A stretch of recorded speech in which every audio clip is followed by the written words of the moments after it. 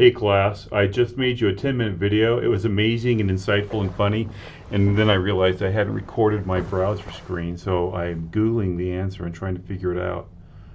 Let's go and start over, and let's hope this works. Yeah. Alright, so here's some ways you can use Google Scholar to help you with your research. Just a preview, the short version of this is go to Google Scholar, find cool stuff, and then go to the UVU library and find the free full-text versions of the cool stuff you found in Google Scholar. Also, you can use Google Scholar to store your citations. Okay, so let's say we want to write about music and anxiety, okay?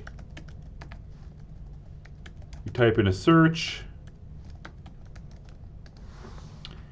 and we find a bunch of stuff here. Music for Anxiety, a meta-analysis of anxiety reduction in non-clinical samples. And actually what I want to do is switch over to my other account real quick. Okay, so then we want to save this. So we click on Save. And we save it in a little group we call Music. I just created that in the last video. And we find something else. A systematic review of treatments for music performance anxiety. That's different. Let's type in music and anxiety reduction. No. Let's see what happens if we type that in.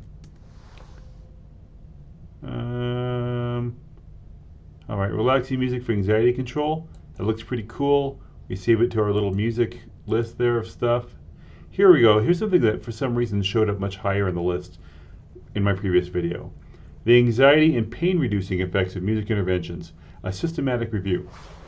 So sometimes you'll be doing your search and you'll find like a subtopic that you think is really cool. And so I personally find the pain reducing effects of music even more interesting. Why? Because I'm old and my entire body hurts all the time. And don't worry, it'll happen to you too. So we go to the anxiety and pain reducing effects of music interventions and we save it. Okay, it's already been saved, so we'll just pretend we saved it. And then here's the other super cool thing. You can click on Cite, and there's the APA citation. Ta-da! Super exciting. Copy it. Open up a Google Doc. Let's go to my other account here. And I think this is it right here. We're going to go like this and paste it in. And you'll notice there's a hanging indent there. That doesn't happen naturally. That is something that you have to learn on your own. So the way you do a hanging indent, this video is so amazing the first time around, is you go to Format, Align and Indent, Indentation Options, Hanging, and you put in 0.5 and apply it. We'll just put in 0.6 just for the sake of demonstrating this. Okay. There's probably a better way to do that, but that's how you do hanging indents. When you have all your sources collected, you sort them by the author's name. I'm not sure how to sort them automatically in Google Docs. There's probably a way. Alright, so there we go. You found sources, you've saved them to a specific folder, you've tagged them, and you created citations. And if we go up here, no, I'm doing something wrong. Let me think here. My library. Okay. Here's all the stuff in my library. And if I click on music, it'll just show the music sources. Okay. And then I can click on export all. Let's find out what happens when we export all of our sources. Oh, it gives us a bunch of proprietary or different formats for exporting. It doesn't automatically export them as a pre-formatted APA thing. So, but you can export them in different ways. If you export them as CSV, it'll put it in a spreadsheet for you. All right, cool. So here's the other thing I want to show you. If there's a source in your list of stuff here, and we don't have access to it, okay? Like I click on, oh, order article reprints. I'll just do that. How expensive could it be? And the answer is $1 billion every time. So we don't want to do that, right? We want to take this title right here, copy it, and then we're going to cruise over to the UVU library, which thanks to the tax dollars of your parents, has a ton of licenses for all kinds of databases. We're going to paste in that title, and I'm hoping, for the sake of looking good on camera, that this works. So we go here, we type in the name, we hit search, and then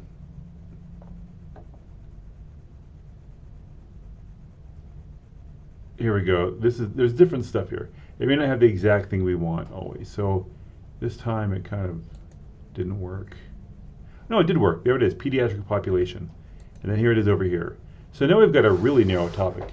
Music, pain control, and children. Okay? That's almost too narrow.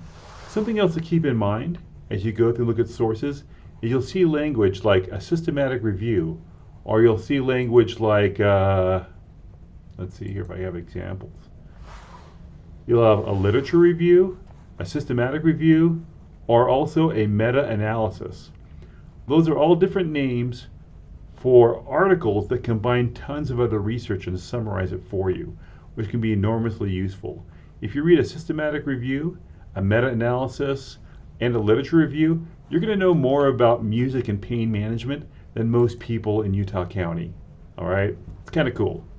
As you go through and read stuff, you'll also find yourself noticing specific terms, right? Like, look at this. Music intervention, musical interventions, music interventions. Okay, that pattern or that language should set off little alarm bells, and all of a sudden you realize, oh, if I want to really focus my research, I need to use the language that professionals are using. Music, of course, I cannot type simple words here.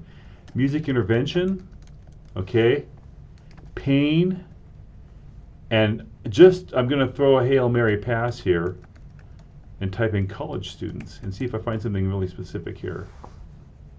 Pediatric, anxiety and pain and surgery. Nope, I reached too far. I flew too close to the sun like Icarus and failed miserably in public. But here's music intervention, pain. Let's type that in. We might get more focused results. We've got stuff about surgery. Okay, so we could also, here we go at the bottom, relaxing music for anxiety control. Now, that's kind of all you need to know for this video. I did want to throw in one more thing though. I want to type in relationship between anxiety and pain. So we've got stuff here about anxiety control, and it's all about music though. I don't see anything else about anxiety and pain outside of the field of music, unless it's because I'm in this thing over here. Let's go back to Google Scholar and start over and type in relationship between anxiety and pain, and see, there we go. The mutual relationship between anxiety and pain in the intensive care unit. On the relationship between anxiety and pain, look down here. 76 people cited this, 47 people cited this, 353 people cited this. So now we've got something going on. We know there's a relationship between pain, anxiety, and depression in primary care. Pain, anxiety, and depression are all connected. Music can help mitigate the effects of the feeling of pain and anxiety, and so ergo, maybe music and depression are connected as well. So kind of explore around and see if you can find some kind of cool new take on what you're talking about, right? Ooh, pain, anxiety, and powerlessness. Interesting. Also, we could just go like this. Musical intervention and depression. And just go straight there. So you can come up with your own conclusions. You can say, oh, it looks to me like if music helps with anxiety, and anxiety is related to pain and depression, that music can affect all three of those things. So you kind of want to, this is, I know that, you know, this is a first year writing class, but you can actually make discoveries by combining different kinds of research. You can create new knowledge, and that's pretty cool. All right, I forgot everything else I wanted to tell you, except that you may have noticed that I have shaved up my beard, and that is because my daughter was coming down for the weekend to drop off some furniture, and she told us at the last minute that her future in-laws were going to be with her because they're using their trailer, and I thought, I don't want to look like a hobo and embarrass my daughter, so I shaved it off.